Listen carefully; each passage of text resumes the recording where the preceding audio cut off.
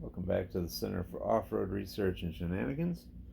And in the last video you saw my new deadbolt stock being prepared for running, and I'll just show you a few runs with this and show you what a stock truck can do here.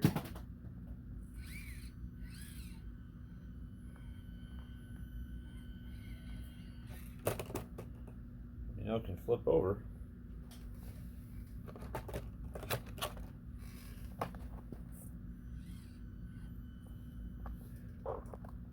I like the speed of the stock servo, but it doesn't last. As soon as you start putting some upgrades on it, it can't handle it. Big tires, grippier tires, and it just overloads its ability to do its job.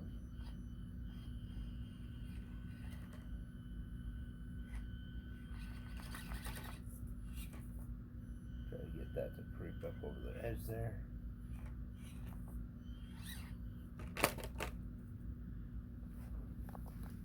This is why we put weight on the front of the truck. One of the reasons. It keeps it from tipping over so easily. Also, when you're going over a peak, once you get the nose over, if the nose is heavier than the tail, like right here, it doesn't matter where the weight is so much, but as you climb, it's going to put all the weight on the rear wheels. So the more you put on the front, the better the transfer is.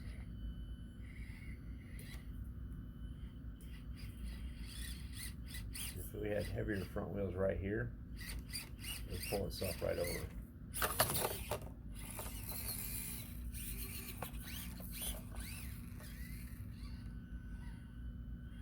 Try that again.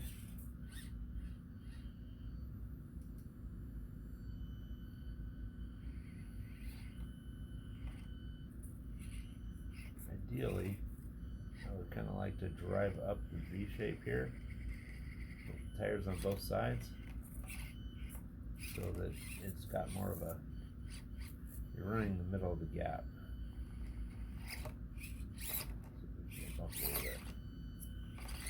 It just falls under the same groove.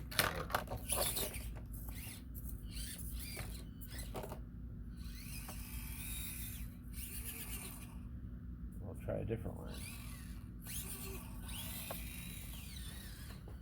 This is one you see me do where you drive up and next to the wall here, and then go over to the right. Modified cars have no trouble doing this. Put a little weight on the nose, some good tires, and it'll creep right over. This is why I think the front of the truck needs to be heavy.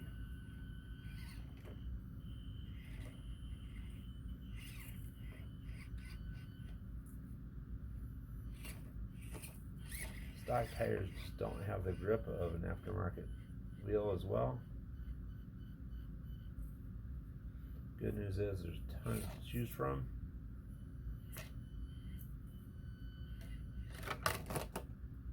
And I'm not going to want to do that. Let's try one more.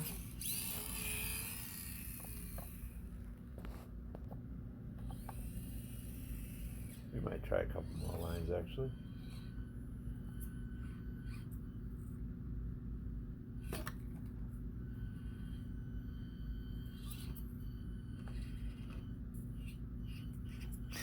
Without the weight, and it's bound in there. A couple issues happened there. One is it lost traction and didn't want to continue and slid off the side. That's a tire grip issue. The other is the servo got jammed, and that has a lot to do with the servo saver. When I put a new steering servo on, I just get rid of the servo saver. It's not necessary.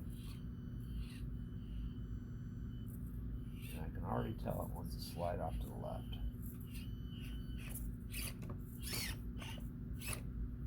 It's jammed. Once you realize it's jammed, don't keep standing on the gas because it'll burn out your motor.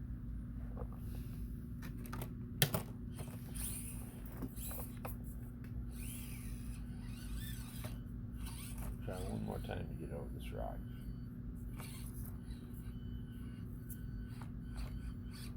It's been so long since I've driven a bone stock vehicle. It's just, they're not even the same thing as a modified truck.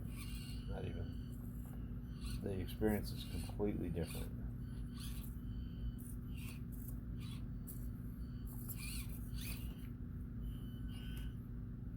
It's jammed again.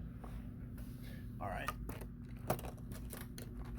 I'll try to drive it up the mountain here. Call it mountain. This is Iowa. That's a mountain to us.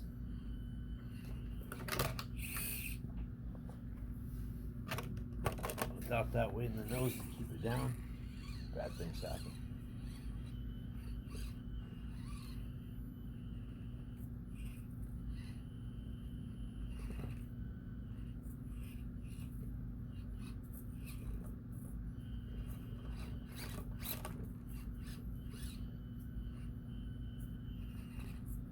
When I made this course, I created it to challenge modified vehicles, so stock vehicles don't have much of a chance on it.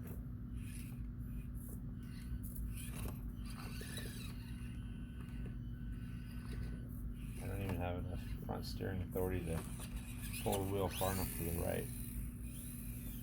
We'll try this last run over here.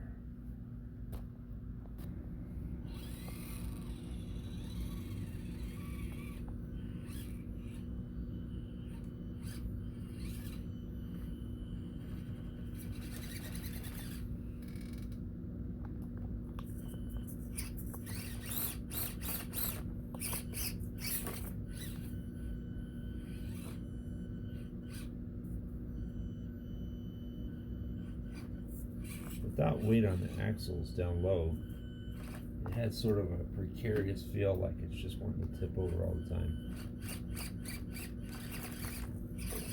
Without any weight, they can be a bit bouncy too, which can somewhat be mitigated with a little bit of grease in the shocks.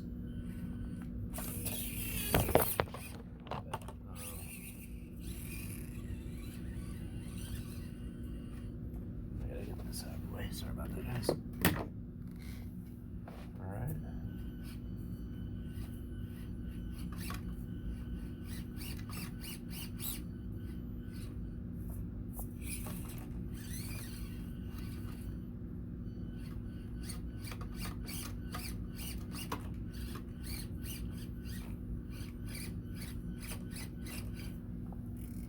Let's try it.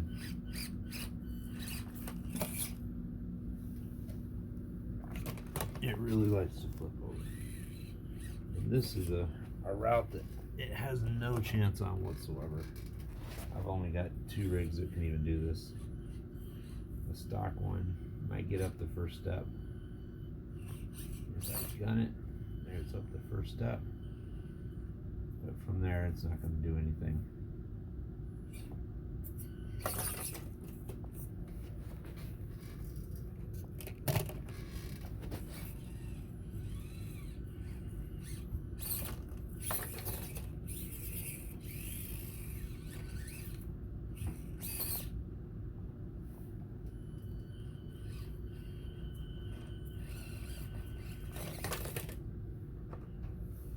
Let's get a weight on this, and that's our starting place. In the interest of full disclosure, one thing I do with every new truck is add heat sinks to the motor, and I've got one on each side, and that just helps cool it. And I put the fins vertically because there is no air moving front to back in this, and I just think convection currents are going to cool it better if they can flow upwards as heat rises. So in the interest of fairness, I've got 2 of those, and the rest of this is stock with the battery. I'm going to throw the battery clips in it, and we're going to see how much it weighs. Batteries are in, powered on, basically ready to run, form plus a couple of heat sinks. It is 227 grams, so I'd say I'm going to round it down to 227. Just due to the fact that I might have maybe down to 226 even. those heat sinks got a little weight, but it's not much. They're aluminum and there's not much there. Just for reference, heavier rigs can be anywhere from 300 to 400 grams. So 227 is the starting place. And what I'm going to do next is just add tires and wheels, and I'll show you the difference that just tires and wheels can make on these trucks. I've pulled all 4 of the stock tires off, and what I'm going to show you now is the weight of the stock tires. I've got all 4. They're the same roughly, and nothing's different about any of them. Altogether, they weigh 43.8 grams. These are scrambler tires. They're bigger. You'll get to know those if you're new to the game. And I've got them on some Injora wheels. They have a brass ring inside that goes between the inner and outer bead-lock, and they're heavier down low the better, because it makes them stable. So once again, that was 43. One of these tires here is 30. 2 tires were already heavier than all 4 stocks, and that's going to make a big difference while climbing. So with all 4 tires, 123 grams. We are at roughly half the weight of the car, so from where it was. So the car itself now is 182 grams. It's a bit of a glare on that, sorry about that. So 182 grams of up high weight. Everything above the axles to me is up high. So 182, so we're going to put stuff right at axle level, 123. So this is going to put a lot of the weight down low in the vehicle, and you're going to notice an immediate difference, not only in the center of gravity issues where it won't tip over, but these tires have a lot more grip. They're a bit wider, and they're also a bit taller than a stock tire. Again, this is all for the new people just buying their first SCX24. Most of you know this stuff, but I like to make it easy for new people just getting in. And this is a Christmas Day video. I don't know when during the year you're going to watch it, but I know a lot of people are getting their first ones today. When I put this together, I'm not even going to put the brass wheel weights on. I'm going to leave the stock hexes here. These are what lock the wheel to the axle with that pin that goes through the axle. I'm just going to slap these on real quick and give it a run. Alright, I've got the mudslingers installed now, and you can see the relative size difference between the two. They're apples and oranges, and that's why they're great. You will give up a little bit of incline performance for steep inclines, just because they hold the entire chassis higher, and it's going to have a higher center of gravity, but I think it's worth it in this case. And I put those wheels on backwards. The tread's supposed to go forward. I'll flip them around for the video when I start running it, but I'll have to reverse the back 2 wheels. Anyway, one of the nice things about the deadbolt is it's got plenty of clearance right out of the box for big tire trucks. I've got the treads going the right way. I'll take it back over the rocks. Try to run it up the same rock that we did before, and it just didn't have the traction to get it done.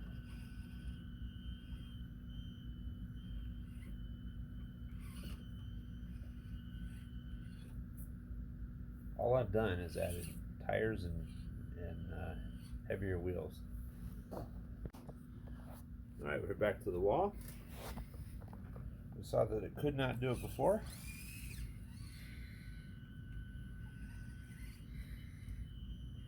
Traction is not an issue. Center of gravity is improved. However, more weight on the nose would be desirable, because it does hold down the nose for climbing turns like this. I don't know that I'll be able to do it yet, but we have a fix for that.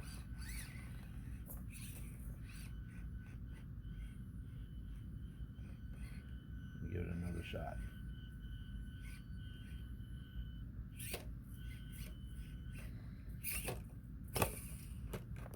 just does not have the center of gravity on there for tipping purposes as far as going over backwards.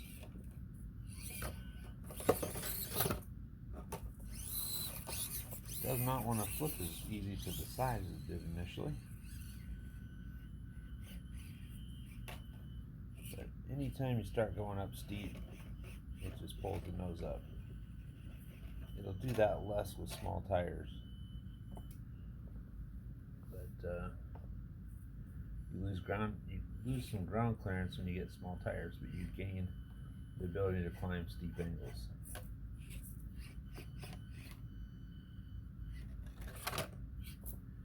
Alright, I'm going to show you how we fix the light nose issue.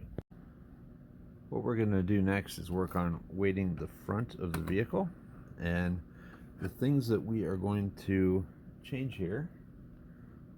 I'll get a pair of scissors here for a pointer. Are the steering knuckles here on the end of the axles.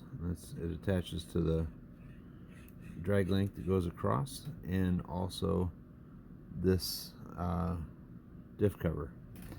And just to show you the amount of weight we're going to add, I have a plastic diff cover similar to the one on the truck. Doesn't even weigh a gram. And I have two plastic steering knuckles. So altogether, that is only 2.3 grams. That's nearly nothing. The truck doesn't even feel that. It's just not even there. Wolfram RC is where I got these, and they'll ship anywhere, and they're my buddies, so I push them. But they do a really nice job. They do a lot of racing, but they have rock crawling stuff as well. This is a diff cover. Diff cover alone is 6.4. These can go all the way up to about 13 grams, and this might be one I'd add to the back of a truck if I wanted it to be heavier, because 6.4 is a little light, but these together are 16 grams right at that. So right off the bat, we're adding 22 grams to the front of the truck, and you want the front to be heavy and the back to be light. The only reason to make the back end heavier is if it flips while going downhill. If it forward flips, you just need just enough weight to keep it from flipping over, and I wouldn't add 1 gram more than that. So I'm going to go ahead and throw those parts on the truck. In order to get the diff cover on, you've got to detach one end of the steering bar here. I'm going to do the left side because it's easier, gets it out of the way, and I'll throw this back on the scale once it's done. These pieces are tiny, and these brass sleeves that you see in there, there's 4 of them. 2 of them are standing up. They go into here, and that keeps this from wobbling, and they're pretty easy to install, but don't lose them because it doesn't come with any extra parts. When you pull these steering knuckles off, do them one at a time because they're symmetrical, but they're not identical. So you want to get the steering link that matches the exact geometry of the one that you're replacing. Otherwise, the wheels are going to be canted in some funny direction. Also, if you take off this piece here, there's a pin in there that causes the force to be transferred from the axle to this hex and then onto the wheel. If you lose that pin, you're going to lose the drive. It's just going to spin inside the rim, and it won't go for it. That wheel won't help push. In order to do it, you got to pull that out, and we'll take the bearings out, shove it into the brass one, and put it back together. Also, it's hard to tell, but if you look inside there real good, there is actually an O-ring in there. Try not to lose that. It makes it easier to put it's kind of a clear O-ring. You can kind of see it deep inside that socket hole, but it makes it easier to put the lug nuts back on later because it won't push in as you're doing it, it'll push against the inner half of the drive shaft. So a lot of people don't even know that they have those in there, but they do. And what you're looking for here is that you can see that the black angle sort of points out this way with the axle, and this one does too. I'll zoom it in there so you can get a better look at it. The axle is going to kind of come like this. If you get the wrong one, this is why you do one side at a time. It's clearly wrong because you can see that the brass one would shoot it out at sort of this angle downward rather than the upward one of this. So we know this is not it. I'll set that back aside on my parts tray, and this is the one it is, because both of those output angles are the same.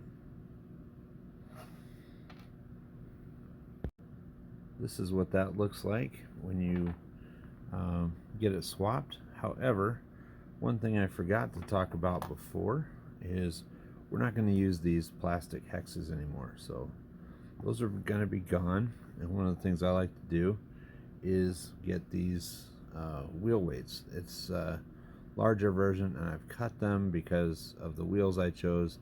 They have screws that would stick back and hit the weight before it fully seats. So these are cut. Normally they're not scalloped on the edges like you see here, but they are also pretty heavy.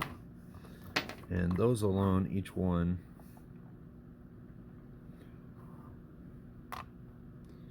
weighs 6.3. So I'm going to add another 12.5 grams to the front. So it's going to be 30 grams heavier than it was initially. And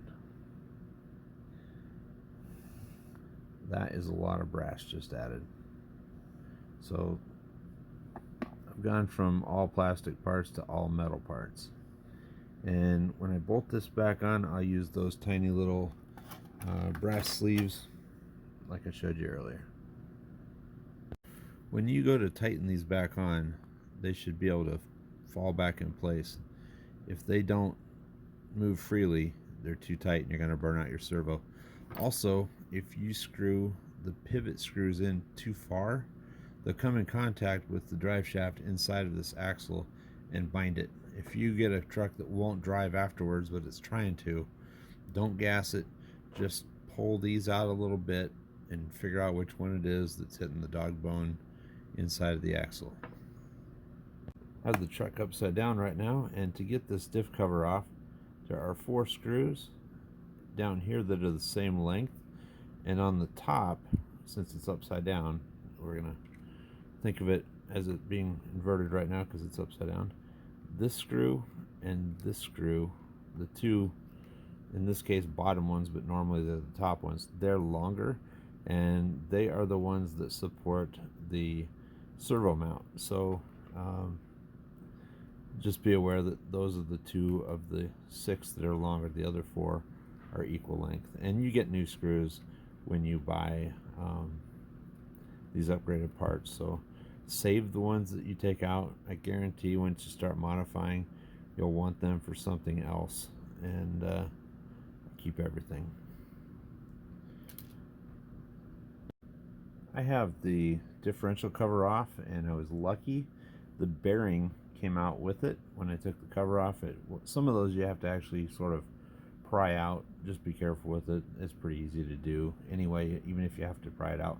But this uses a worm gear drive mechanism, and I just happen to have a stock one here because I've upgraded one of my other trucks with an overdrive. Stock has 16 teeth, the overdrive gear has 14, and basically as this spins, the part I'm holding on to here is what the drive shaft hooks to, and then the bearing that you see in the other one goes on the end, and there are normally little O-rings similar to the ones in the axles you saw before that go here and here. And if you don't have them, not a big deal. It'll just pivot in and out, and it'll have a little bit more play in it. But you can see as this thing spins, it basically pulls gears through. So they interlock like that, and it just pulls gears. You see what it does. It's pretty simple. That's the type of gear system it has, and this is really good because during steep descents, it doesn't want to just keep coasting. When I put screws back into plastic, I try to make them go in exactly the same way they came out, so I don't create a new thread.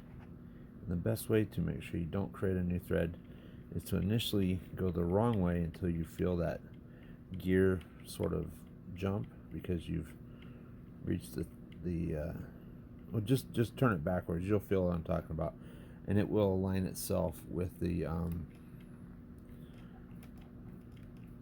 previous threads. And also keep in mind, when you are screwing these in, you're screwing them into plastic, so you want them to be seated, but I would not say snug. Again, rotating them backwards so I can feel that pop. There it is. Now it goes back in the same threads that I took it out of. Just trying to seat it but not snug it. There's only so many times you can take a screw in and out of a plastic hole. Like I told you before, at a later date I'm going to replace this drag link, which is the steering, the tie rod. I'm going to replace that with a Mofo RC brass one because I want that extra 9 grams. And this is very important when you put this in here. Do not over tighten it. You're putting it into metal threads. They are threaded, and it is better, it's far better to put them in too loose than too tight. Worst case scenario is they unscrew a little bit. If you put them in too tight, you can snap this little screw off, and then you can't get it out. The hole is now plugged with a broken screw. So another thing people do is they'll put an O-ring under this and use a stock one, and it keeps it from wobbling. I don't care. I just replace it. It's 10 bucks. Big deal. What I'm doing now is just the other side. I'm going to install the brass pivot sleeve and screw right here. And the easiest way I have found to do this is to have the truck on its side. I put the little brass piece right onto the screw on the end of my screwdriver. Same thing, back it off in the wrong direction first. Find where its home is. There. And take it right down the same threads it came out of. I want to make sure this isn't too tight, that it's free moving. It's a little stiff. Also, I'm going to spin my axle to make sure it can. Yep, everything's free moving there. And I'm going to make sure this one's not too tight as well.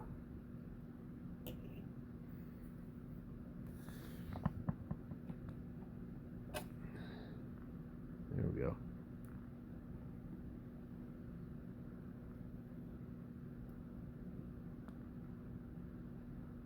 There, it's sliding down on its own. Slowly, but it'll do it.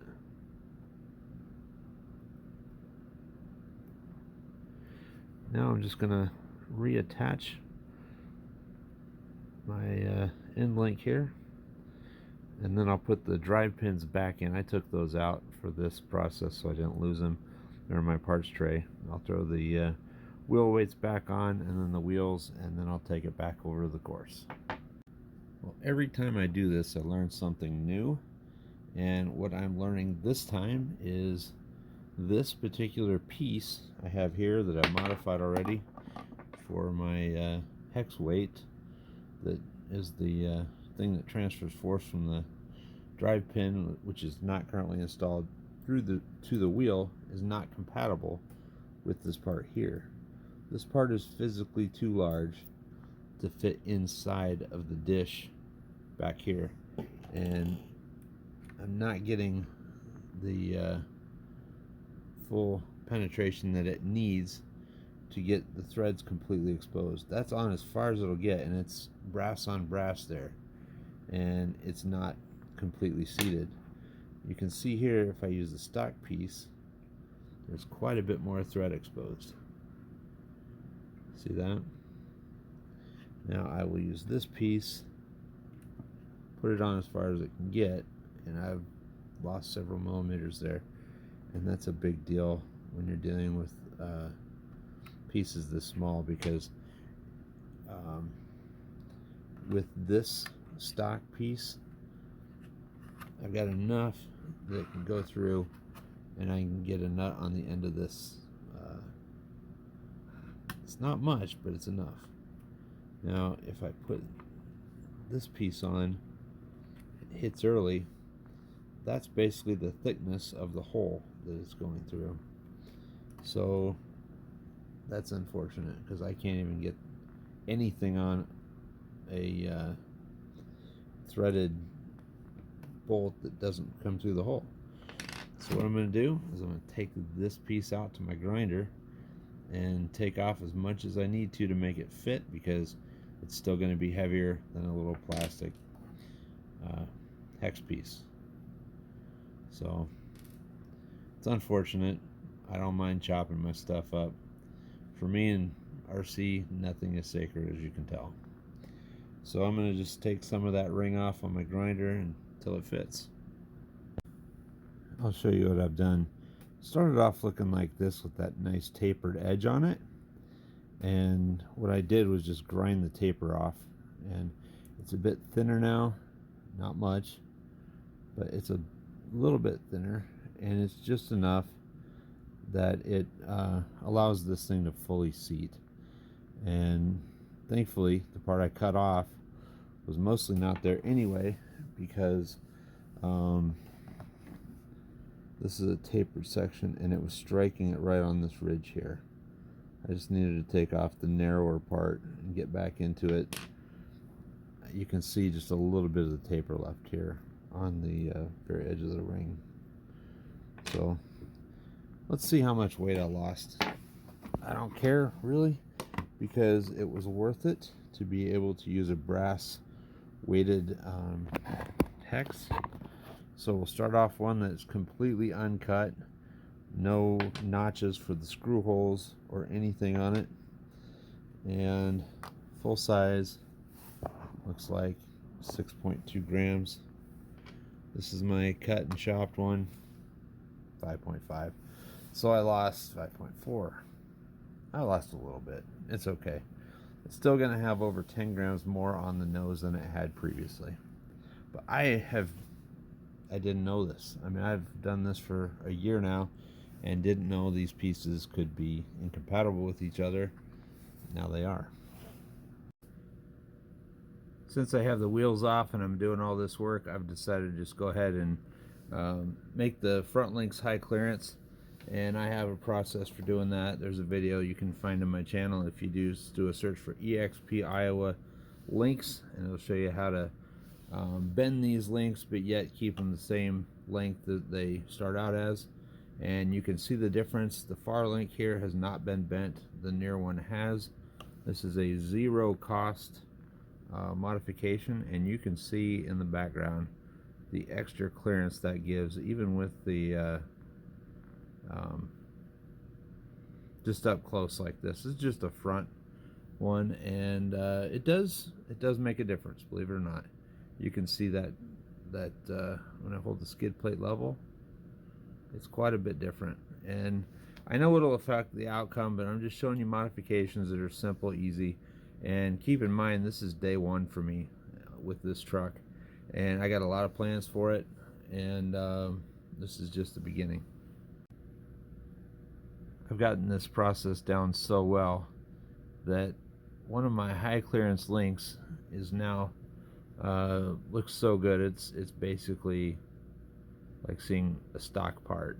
I don't deform or burn the plastic at all, but I do this under my it's one of those lights that looks like the little Pixar light that jumps around, and I put a lot of light on it, because when this goes from looking dull to black liquid, it happens in 1 second as it gets hot enough.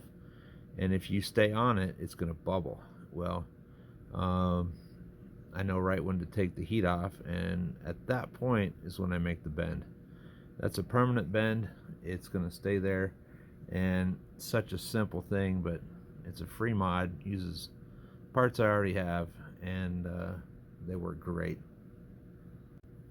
Alright, I've got my links linked, my drive pins back in. Now to check the wheels. If you turn one side, the other side should also turn.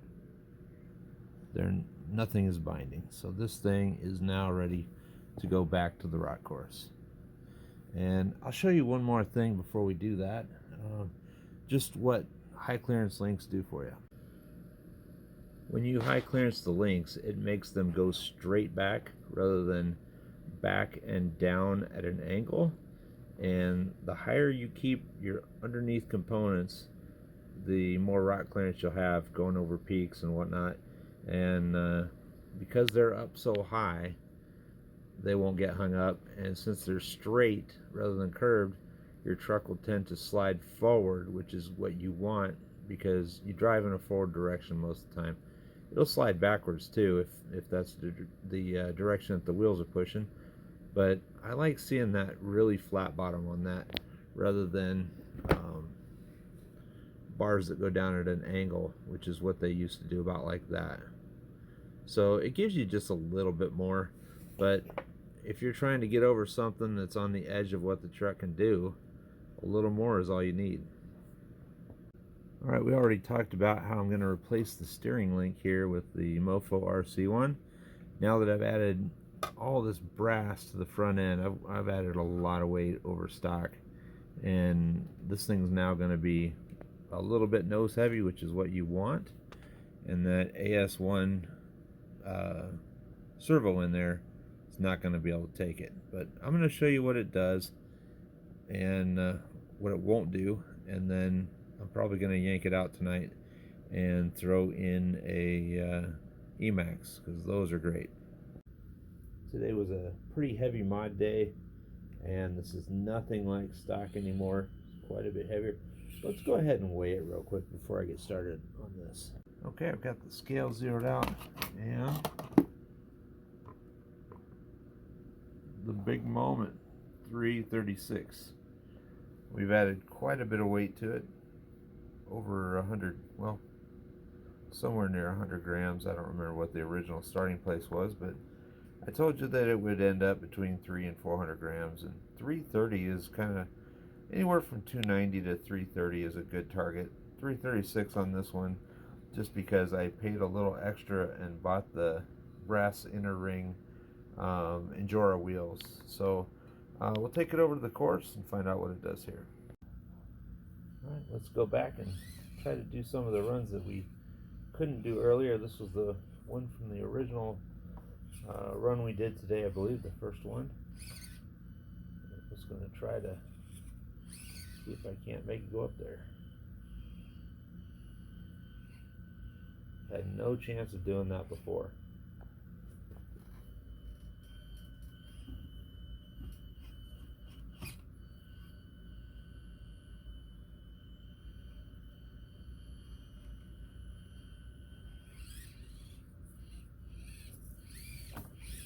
Did it without too much trouble.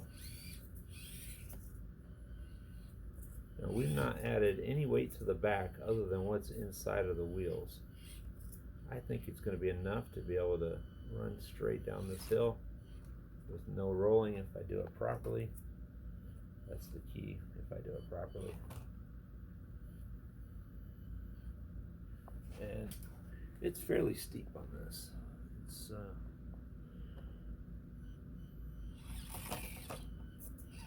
made it no problem.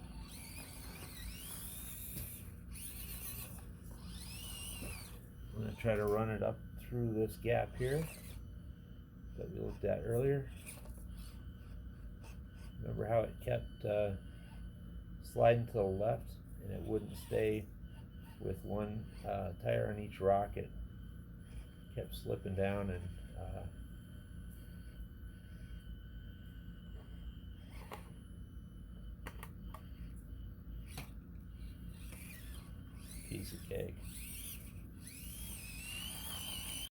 I'm going to have another go at the walls area. Got a lot more weight on the nose than previous. And one thing I might do is take the heavy Injora wheels off the back, because I think it might still be a little tail heavy in this case to make this turn. What I need to do is have the nose come up and over, and basically if it's got enough weight on the nose instead of the tail, it should fall over onto the front wheels. All my other rigs will do that, but this one still doesn't want to, so there's room for improvement. Well, I changed my mind on the mods that I was going to do next, and I went ahead and added an Iowa RC Outlaw sticker and a Mofo RC sticker. And if you're new, Nick Ace is the guy who runs Mofo RC, and he's got a bunch of parts, and he's a good guy. He supports the hobby. I support him. And my home team is the Iowa RC Outlaws, so stickers add 50 horsepower. I don't know if you know that. Also, my home hobby shop is Wolfram RC, and that's where most of these parts for the upgrade came from tonight, including the truck. And we'll keep going from there. I don't get paid for any of that. I'm just letting you know I support my local people and the people who are also passionate about the hobby, who are actually going out of their way to make it happen. Next thing I'm going to do is work on this roll cage, because it's big, it's heavy, it's got a lot of weight, and it's got to go, but not all of it. Well, I'll show you the part that is not going back on. All of that, 4.9 grams. That is almost the equivalent of one of those brass wheel weights on the bottom. So anytime you take weight off the top, it's the same thing as adding it to the bottom. You get a performance increase. So I will now show you the part that I kept. That is what I've left. I ended up flipping the cage around, putting 2 new holes in it, and it did a few things. It took over 5 grams off the back of the truck where you don't want it. I moved it forward, and I don't think anybody's done that before. At least I've never seen it. Don't remember if I have, but I think it looks pretty cool. It's unique. It looks fast, and I do intend to get this thing up to about 25 miles an hour. I don't know if I'll get that done, but it should look fast if it's going to be fast. And I have some more parts I might actually just add to this to just give it a cool look. I'm going to try the walls again. I also flipped my shocks over, inverted them, and the front 2 shocks I put tungsten putty in them, and that added about a gram to the front of the car, right down low where you want it. I need to get this thing to rotate here. I'm not having any luck doing that.